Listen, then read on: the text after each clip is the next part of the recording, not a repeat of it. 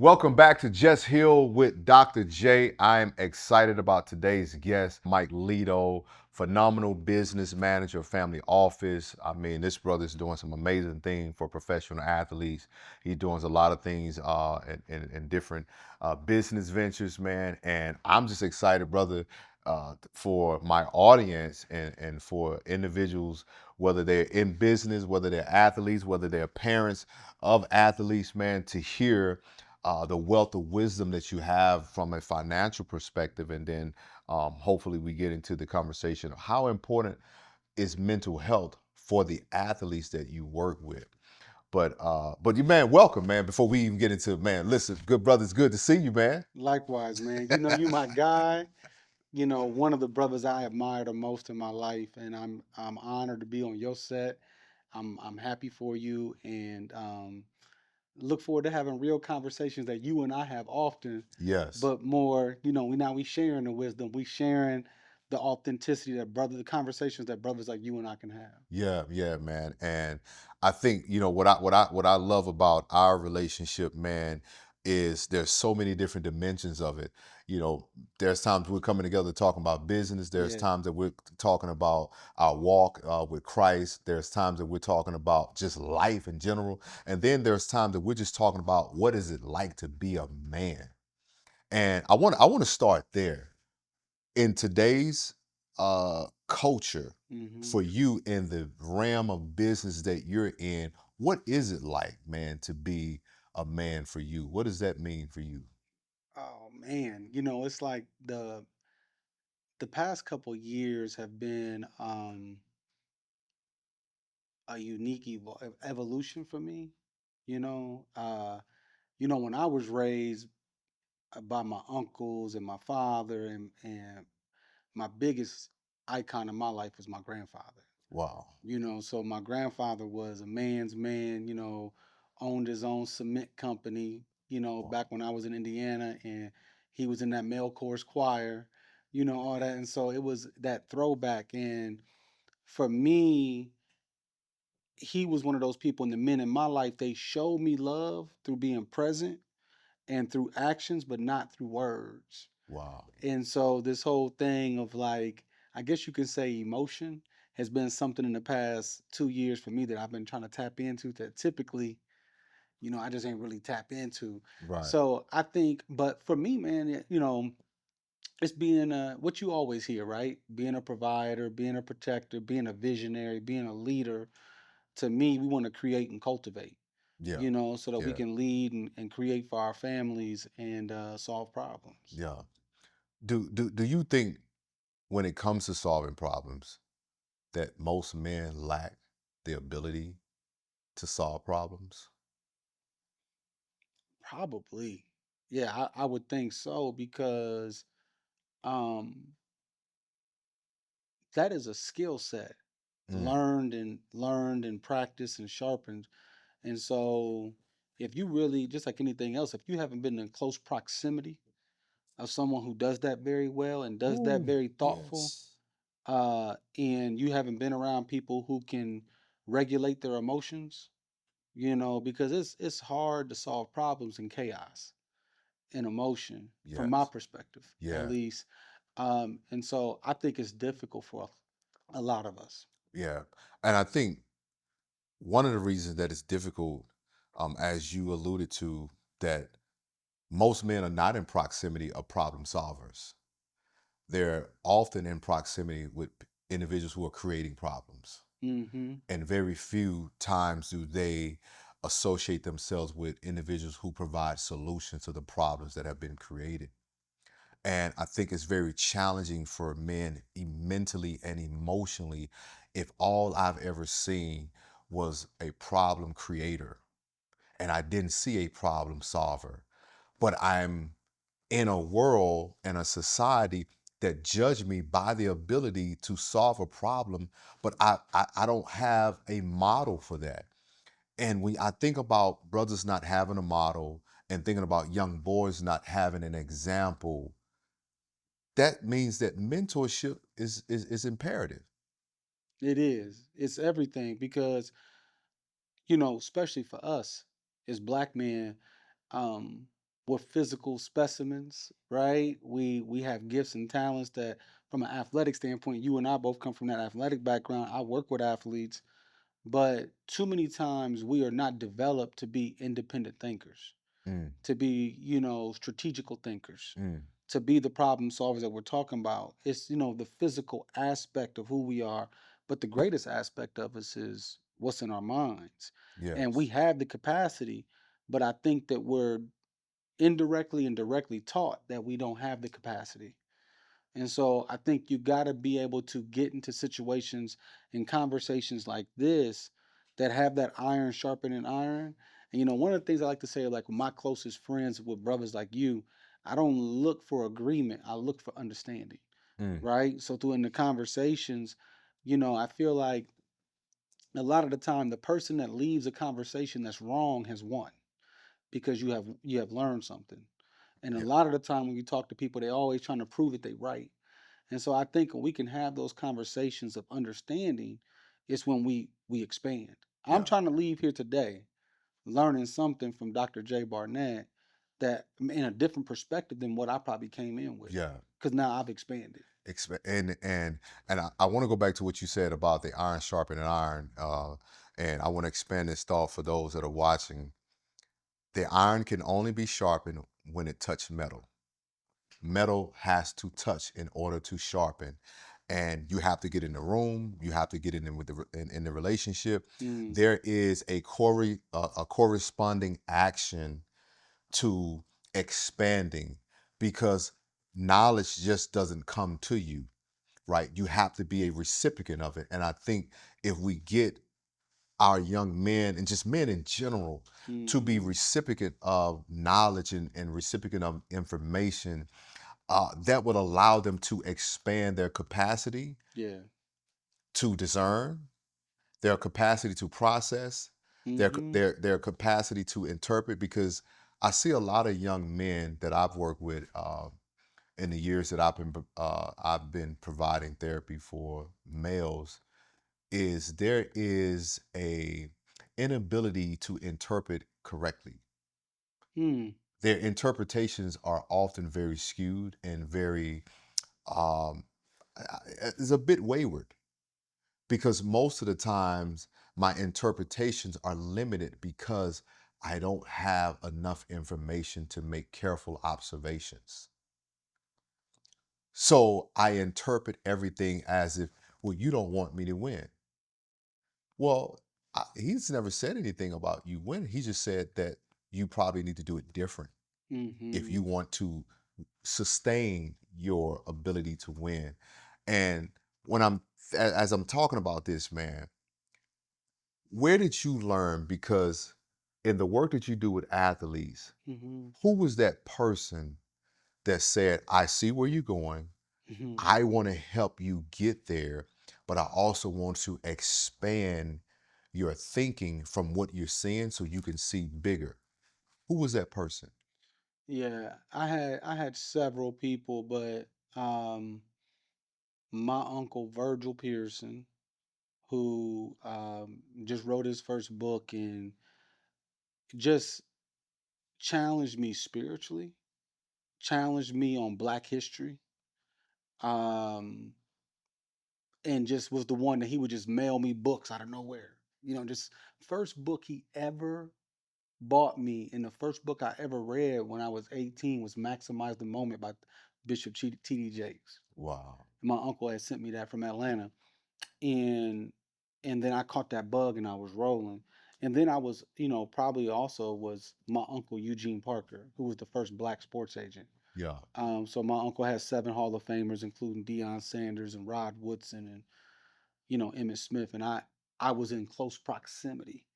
I grew up in a man that had a beautiful home with an elevator in it, and he was a very meek individual who was the goat, from a sports agent standpoint, and the first Black man to crack that code and get in there. And it's what let me, in close proximity with him, he had me reading Rich Dad Poor Dad when I was, probably 18, 19, and I'm going in his office and we're talking about it and back and forth. And so I just sought him, and he would challenge me on so many different factors. I think one of my greatest, I remember one of my greatest quotes from him that I hold on to dearly, because you got to imagine at that age, I'm looking at this man and I'm like, you're on the front page, you're on the cover of Black Enterprise. And it was a goal of mine because he always had that up uh, with him and Isaiah Thomas and some other people. And I'm going to my uncle, Jay, and I'm asking him a question. And he said to me, he said, Mike, I haven't had enough time to form an opinion.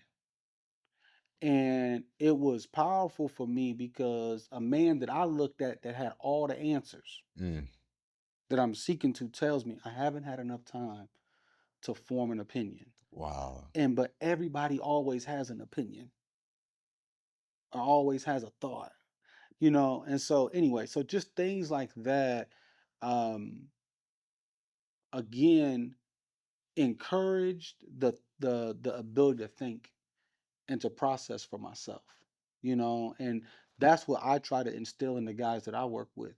I don't try to control my clients. I try to empower my clients. I try to hold them accountable to what they said they want to do for their communities and their families. But then I also, the conversations are just like, yo, are you sure you want to do this? Or why you want to do this? We're going to always go to the why of what's going on instead of the surface. Yeah. Do you feel having clear understanding of the why keeps an individual um, in alignment to the what? That's good. Yes. Yeah, that's heavy. Yeah, because like I heard someone once say, like, go 5 whys deep. Always go 5 whys deep. Really? Yeah, yeah, yeah. Unpack that for me, man. 5 whys deep is, and it ain't no original of mine. Like you said, it's always share iron sharper than iron. But it's like if you if you ask me, if I ask you why you want to do something with your podcast, or why you want to go into this movie, or why you're gonna go speak at this engagement, I'm gonna ask you why. And then when you tell me why, I'm gonna ask you why again. And I'm gonna ask you why again, because we're gonna go to the origin or the foundation of, really, are we really, do going back from a biblical standpoint, Mm, do we know that we know that we know? mm. So when you're asking those why, you're really digging for the foundational sort of reasoning of why this. Yeah, You know, one of my clients, I remember a year or two ago, said, Mike, I want to be a billionaire. I'm like, why? Why? I don't, why? Explain to me why. Share why. Let's get down to the why. What's the drive behind you wanting to be a billionaire? you know, my mentor said something to me in the early years. He said, if you can't tell me why you need it, I never forget. I was like, no, man, I need like $20,000, man, because I was trying to do something in my younger years of working with teenagers, and I said, man, I need like $20,000, man. He said, why? He said, if you can't tell me why you need it, then you're not going to get it. He said, you need to be able to be clear on why. So when you get it in your hands, you meet the need and you meet the intention of why you was asking for this money. Mm, mm, He said, because the money has to have direction. If you're asking for the why, there has to be a reason attached to why do you need this? Because it's like, so you need $20,000 so you can go, you trying to go buy a car. He says, I need to know why do you need something. There needs to be clarity on the why. And I think for us, there's often not clarity on why we want things. I say this even to people who reach out to me about getting on the stage to speak. mm, Why do you need the stage? mm, I never wanted the stage. In fact, I ran from the stage. mm, And I often ask them, I said, do you need the stage because you feel that that is your opportunity to be seen? Because what happens on the stage is that if you're underdeveloped in your character, the stage exposes it. yeah, So if you're not clear on why you want to be on center stage to be a speaker or to do whatever it is that you do, you'll always be exposed on the very thing that you are chasing. yeah. And it's interesting because I was in a conversation this week with some people that were way more intelligent than I am, way more spiritual. I like to surround myself around people like that. And they were breaking down the difference between the called and the chosen. Mm. And they were breaking down that, as you hear it, many are called, but few are chosen. But when you're chosen, you don't have a choice, You don't. right? Like when you're chosen, you You don't don't. have a choice. You have to obey. The called have an option, but when you're in that place of you're chosen, I always tell people this. I don't think I'm the best business manager, best business coach in the world, best consultant, best entrepreneur, but I think I'm the best at what I do in the country because I'm the best at what I do for the audience that I'm called to. Mm. You got to say that again, brother. Yeah, I'm the best for the audience that I'm called to. I can speak to that audience and relate to that audience than better than anyone else. Because God has, through my years of an athlete, my years as a coach, um, my years of being a black entrepreneur, an investor, He has prepared me for this moment to be able to relate. And we go back to the mental health. In the perfect world, I just want to look at deals, evaluate businesses, invest in businesses, start businesses, look at portfolio allocations with my clients. But I find myself spending a whole lot more time on the mental health and the development of my brothers. We can't even get to that stuff as young black men. There's a Woo. barrier. There's a barrier of trust and fear and all these things because this world of what they're transitioning from an athlete to an entrepreneur, from an athlete to an investor, they wasn't developed for that. So now there's fear, Mhm. there is a feeling of inadequacy. You don't understand the language. Who do I Yeah. trust to teach me this language? Yes. Those barriers are so deeply rooted that they will keep our brothers stagnant instead of dynamic Wow. in that world. Because when you are deficient in an area, you look to shield it with whatever you can get your hands on. And for most of those guys, I'm shielding it with my abilities and with my talents. So when I'm at the table and they're talking numbers and they're talking business ventures and they're talking about, partnerships and collaboration, those things, I don't understand that language. And I love what you represent for these young black men and for these athletes is that you don't know it, but I do. Mm-hmm. And not only am I going to provide a safe space, I'm also going to provide a pathway for you to have an understanding Mm-hmm. of what your business is because you're more than just an athlete. You're more than just the X's and the O's. You are a walking business. But the problem, Jay, and why we need people like you, I need people like you, is a lot of the young brothers are afraid to learn. Really? Yeah, yeah. What? They're So afraid. They're afraid to learn. They're afraid to learn, especially a lot of the time if it involves their girlfriend or their woman or their wife being around. do you think there's a fear? Because I see this often with men. It's a fear of I don't know. Yeah, 1,000%. One of my clients, one of my clients who is probably one of the best entrepreneurs. I work with 12 NFL clients, and we manage about 200 million in assets under advisement, and 5 companies. And my one client, who is probably the best student and the best entrepreneur, is because he's not afraid not to know. Mm. He'll walk into any room. He'll walk into any room, billionaire, millionaire, entrepreneurs, and he's not ashamed to ask, "Can you explain that again? What's that terminology mean? What does that mean?" Because he gonna leave knowing. Listen, I want to pause because that's a moment for pause because one of the things that helped me when I was developing as a speaker, and even when I sat down with Bishop Jakes for Mm, 6 hours, Mhm. And I was got my notebook. Bishop said, "Put that book down. Sit in the moment."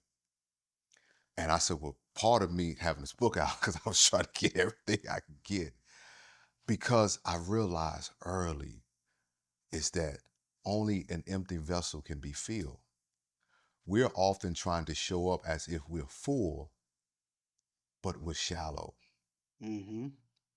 And if we showed up empty, we can be filled with something and being able to go into the room and say, I don't know what y'all talking about, but I would love to learn more." Let me tell you also, when you talk about learning more, this is what I also believe, Jay. I feel like for the people I serve, my brothers, I feel it's more comfortable for them to not know than then know. Yeah, I can see that. It has become comfortable not knowing and kind of blindly trusting some people than knowing, because then when you know, you're responsible. When you know better, it's the You old can't folks say said, it's nobody else. I know. eh, I know. I know the process. I understand it. I understand the why. So now I am responsible for the what? for the what? For the outcome, for that accountability. And so I think that I'm comfortable with the responsibility of balling on that field.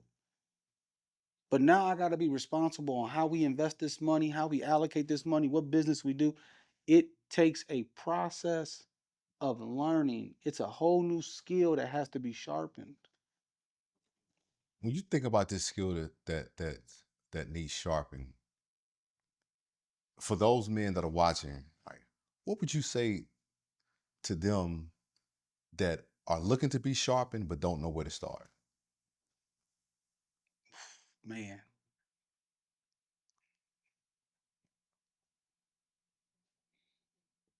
I would identify, one, what your purpose is and what you believe your purpose is. And I always say that your passion is for you and your purpose is for others. Yeah, It has nothing to do with you. And when you identify what your purpose is, then you need to reverse engineer, how do I get there? mm, How do I achieve this? Right? And then I think you got to create a ecosystem of people absolutely, that support you in fulfilling that purpose. absolutely. And you have to be a learner. Man, that ecosystem is so important. And so many brothers don't have the ecosystem because they're usually an outcast of some sort. They're usually loners, and most brothers have become withdrawn, and Hmm. not just from society, but from even their circles, especially if others in the circles have moved on. And one of the biggest burden that I felt early on when I Mm. started going to therapy, when I started healing, is I carried this burden of evolving. Boy, I knew you was finna. Boy, now now you going somewhere, because my favorite movie, one of my favorite movies, you know, it gotta have Denzel in it. Yeah, But the Book of Eli. yeah, And I always tell people I gotta walk west. yeah. I'm walking west, and I don't care if I'm walking alone, I don't care if I'm blind, because I've been chosen to do something and I gotta do it, whether if you come or not. You can't take everybody to the promised land. Yeah, And so when you are chosen and you feel called to a mission, I always tell people I'm mission over people all day all long, day, all all day day. You long, gotta bro, be, all day. because if you're not, you do what Moses did. You will put the people first because you allow the people to get underneath your skin, cause you to react out of anger, and that was the reason he missed the promised land. Hmm. He missed the promised land because he allowed people to corrupt his behavior and he forgot about the mission. So I love that, man. And Mission so over people. and so I go back to what we said earlier. So when you know that you know, you get to that why. And then you got to commit, like you have committed, to building and developing your craft and becoming the best in the country at what you do.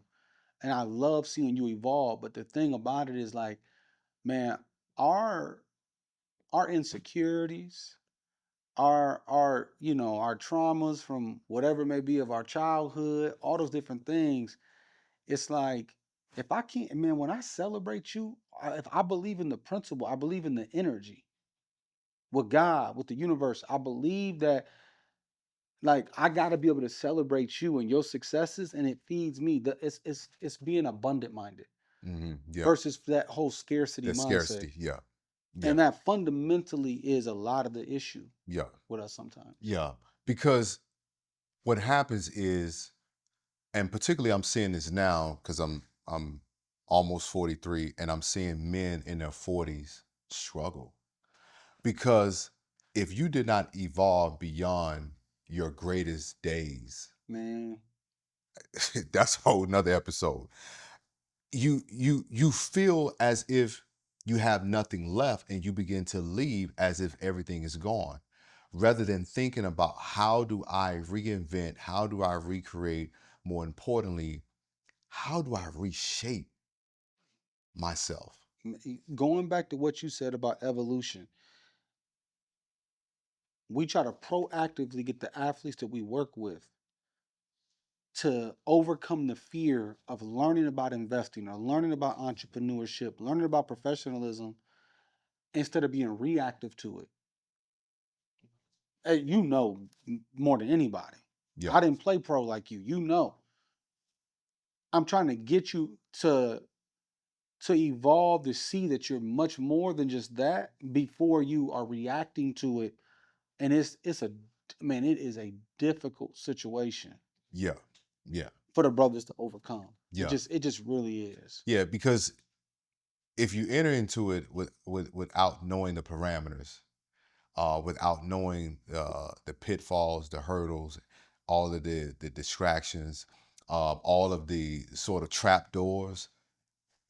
You know what I'm saying? You become this victim that have this similar story that a lot of other individuals have when they enter into that space, because you enter into that space not really knowing and you were not fully prepared. Like I was reading the other day, um, the story. That I'm not gonna call the athlete's name. There were a few athletes that this lady was this quote unquote investor, and she took everybody for like 10, 15, 20 million dollars. And I'm sitting here and I'm listening to this and I'm thinking to myself, you know, how is it that it happened? But when you think about when you go into this space, you're unfamiliar of the territory, you're unfamiliar of the language. So anything that sounds like, hey, I can take this and I can get you a 200, 300, the percent return within 60 to 90 days. And I'm thinking like, that ain't possible. But the reactiveness is that you hear that and you're like, oh yeah, yeah, and you jump on it and you look and $20 million are gone. And so having these brothers that are entering into this space, uh, not having the information, and then you're being this liaison to say, you know what, I know you don't know the space that you're going in. You know the game, but do you know the game outside of the game? Yeah. When you I don't know about you, I love Kyrie Irving. Yeah. And I was listening to LeBron talk about, funny enough, Luca on a podcast yesterday. And when you see Luca, you see even Kyrie, people talk about you don't know what they're gonna do. Like they don't, you know how you when we play ball, you got those dudes that follow the exact play as textbook. You got to hit the A gap. You're gonna hit the A gap. You're gonna get this. But when someone can create and you don't know how to defend them, you don't know how to do that. So it's more of an intuition. It's more of a feel of the game. It's more of an instinctual kind of a thing. Right. You train that, you develop that on the field, on the court, and those are some of the best people in the world at their respective sport that just have a feel for it. Yeah. You can't take that into business in investing. Mm. Mm. So now you're making decisions based on a feeling Woo. because you've been trained to do that over here. So you unconsciously may think that's the same way you should do that over here. Yeah. But over here, you want to follow processes, due diligence, Come on. analytics Come on. to help you come to a decision on what you should do. And if you bring that over here, it's not going to produce the same outcome. Woo, man. Man, listen, trying to recycle something from another. eh, That part. It's not, it's two totally different things. It's different terrains. If you've ever read the book Art of War, it's a different terrain. You can't go into this terrain with the same approach that you do this terrain. No. You have to learn a new skill set. You got to turn a switch. You can't approach it the same. Is is that what drives your passion? Is being able to show these guys Yeah. how to develop a new skill in a different terrain? Yeah, it is, bro. It is. It's my passion. It's what I love. It's challenging. It's challenging, you know. Um, Sometimes I wish I in my family office and we govern all their finances. We oversee all the operations. We're educating the families. We're consulting on the businesses that they start from scratch. And sometimes I wish I was dealing with more experienced entrepreneurs or more mature people. Wow. But again, that's not my choice. I Chosen was chosen for for these that people. audience. Yeah. Man. Mike, as we close, I ask every guest a question. The show is titled Just Heal. Hmm. And from what I'm hearing, from what you shared, your journey has been that of healing not only the athletes that you work with, because there's a healing component to helping these young men understand that they're more than just an athlete. Hmm. Because you're also healing parts of their hearts, because a lot of them didn't have the capacity to trust because of what they feared, as Hmm. you talked about scarcity. So when you think about healing in its totality from your own perspective, what does healing means to you? Mm. Yeah, man. I think about my process in the past 2 years, and personally, being divorced, I was married for 16 years, relocating across the country to move my business to Dallas, which I absolutely love. Um, but it was a difficult process. I went through a season where when I was transitioning, I was facing litigation with some people that I was doing business with. It's where I learned and developed as an entrepreneur in that process. But it was the worst time of my life, but the best time because I wouldn't be who I am. Going through a divorce, um, I had to recreate myself across the country, and I think I had developed a lot of callous and a lot of business was my safe place. Business is my safe place. That's where I'm comfortable. I know the language, I know it, whatever, and I can hide from things Mm. in that, you know. But the past 2 years, well, probably longer than that, but I'm gonna say 2 years, and the wonderful woman I'm with, and being in a relationship, um, her and my best friend have challenged me to tap into my emotions and fears and parts of me that I would pretty much when you think about the attachment styles, I would be more in an avoidant, kind of realm. And so I think I've really embraced it. And because I've embraced that, not I don't say if I've embraced it the whole time. I've kind of fought it probably a little bit. Oh yeah, we But all but do. but it's helped me be a better man that's gonna help me better help the clients and the people that I serve in a different way. I can relate better. I can empathize better. Empathy was not a thing of mine. So I think in me healing, obviously, I hopefully will be able to help a lot of other brothers heal. Yeah. So healing for you has been a journey indeed. Hmm. And I know the wonderful woman that you have, and when I found out that you guys were in a relationship, man, my heart smiled for you Hmm. because I want to see brothers be restored through relationships. I believe that there is a healing component that is attached when you're in a healthy relationship. And healthy relationship doesn't necessarily means that it's perfect. Yeah. However, Hmm. it's healthy because I am choosing to not only show up different, but I'm also allowing different to show up for me. Because when you're broken, you can continuously choose the same thing over and over and over. And Hmm. so, what I'm excited about, man, is that not only did you choose different, but you're also allowing yourself to receive different. And Hmm. I believe that within itself, man, is healing, man. I appreciate you, bro. Man, I appreciate the light that you provide in my life. You know what I mean? Like, the recent conversations we had, like I told you, the energy, the love. I just really, really appreciate you. And I get inspired by seeing you do what you do, man, man, and helping brothers. And I look forward to making impact together for sure. man, absolutely, brother. Listen, you have seen this episode with my brother Mike Ledo, who is a phenomenal consultant, a phenomenal business manager that are helping athletes navigate the business of sports.